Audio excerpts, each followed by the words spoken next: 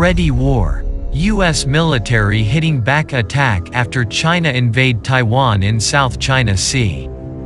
The recent round of tensions between the U.S. and China in the South China Sea have brought both the countries once again at loggerheads. On August 18, 2020, the U.S. Navy conducted drills in the South China Sea within 200 nautical miles Exclusive Economic Zone (EEZ) of China. It was perceived as a highly offensive move by the U.S. since it was the first time when the U.S. Navy's USS Mustang destroyer has gone through the median line that divides the mainland China and Taiwan.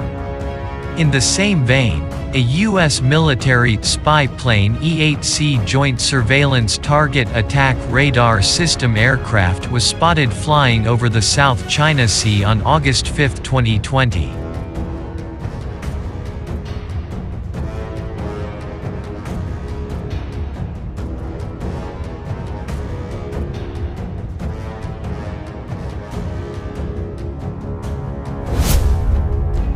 Similarly, back in July 2020, 2 aircraft carriers and 4 other warships of the U.S. Navy have conducted drills in the South China Sea.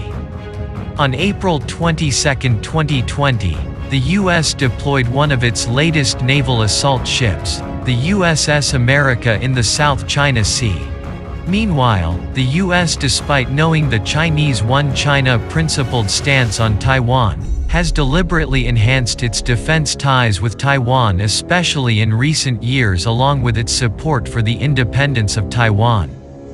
China considers that such provocations would threaten the peace and stability in the region. Furthermore, the U.S. has much deeper involvement in the South China Sea because of the factor called China fear, which refers to the fear of the U.S. that has emerged from the economic and military rise of China.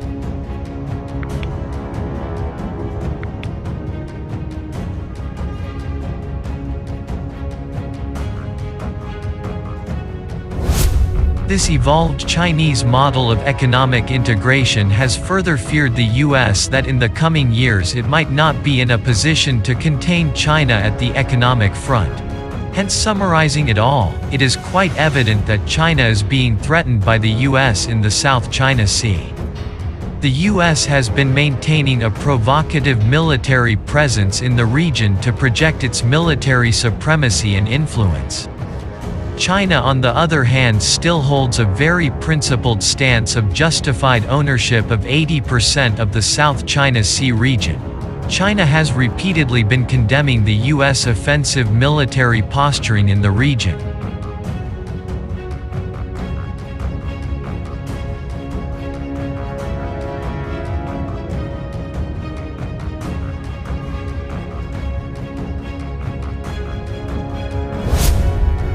Since both countries are key international players, for the broader international security architecture to remain stable, it has become the responsibility of both the countries to avoid any conflict in the South China Sea.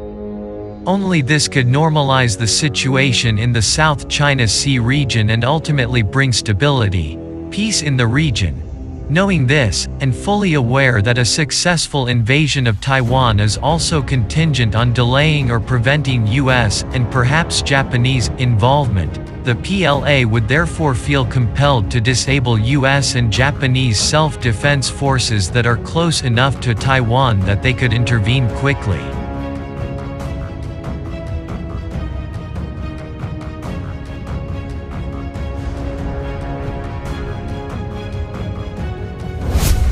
The U.S. military bases in Okinawa, home to USAF F-22s, which China would probably saturate with ballistic missiles. South Korea is out, as Seoul has stated it will not countenance operations by U.S. forces on its soil in a Taiwan scenario. The U.S. 7th Fleet, based in Yokosuka, as well as military bases on the much more distant Guam, would also likely be targeted by PLA bombers, perhaps armed with CJ-10A air-to-ground cruise missiles, submarines and warships armed with LACM variants.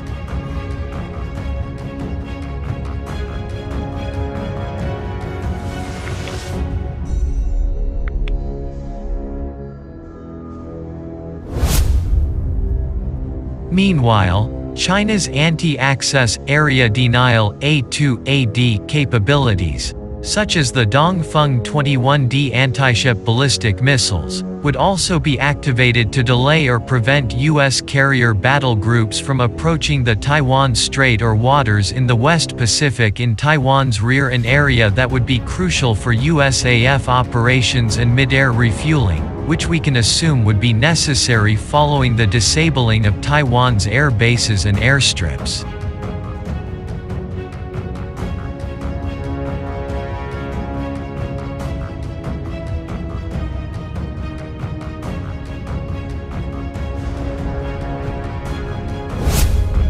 Amphibious invasion of Taiwan would not only give China's opponents more time to prepare early warnings from massive preparations across China's military regions, it would also make the United States, and possibly Japan's, entry into the war likelier, which in turn would undermine Beijing's efforts to grab Taiwan.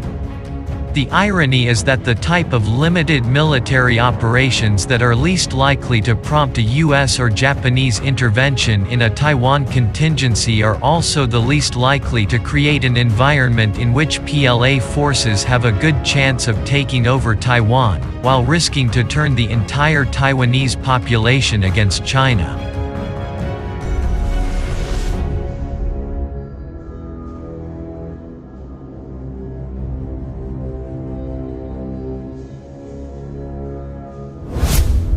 Conversely, the immensity and complexity of what would be required to ensure a successful amphibious invasion of Taiwan is such that Beijing will only go down that road in extreme cases. Unilateral declaration of independence by Taiwan, which seems unlikely at this point, or domestic unrest in China encouraging external distractions or actions by a PLA gone rogue. The greatest danger, therefore, lies in the gray zone in between, in situations where Beijing believes it can achieve its military objectives using force against Taiwan and get away with it, because the US military is caught up in operations elsewhere, Iraq, Afghanistan, North Korea, or because Washington, as Beijing interprets it, has signaled weakness.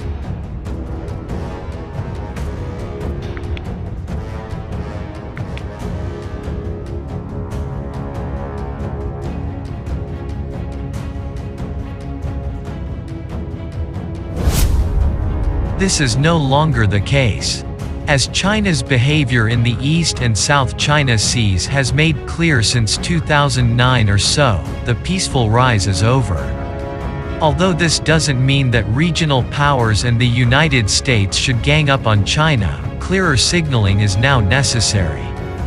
Beijing must be made to understand that if it crosses certain lines, its behavior will be met with countervailing actions.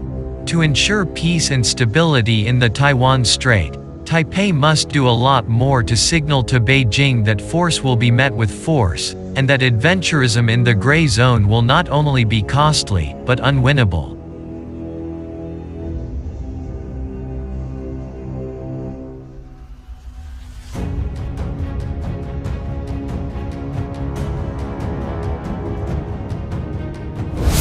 This could be bolstered US-Taiwanese military cooperation.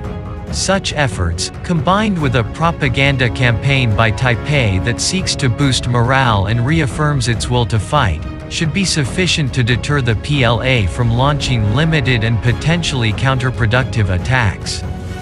For its part, the United States must substitute clarity for ambiguity, and leave no doubt that an attack on Taiwan will prompt a US response, regardless of whether US forces are directly attacked in an initial phase.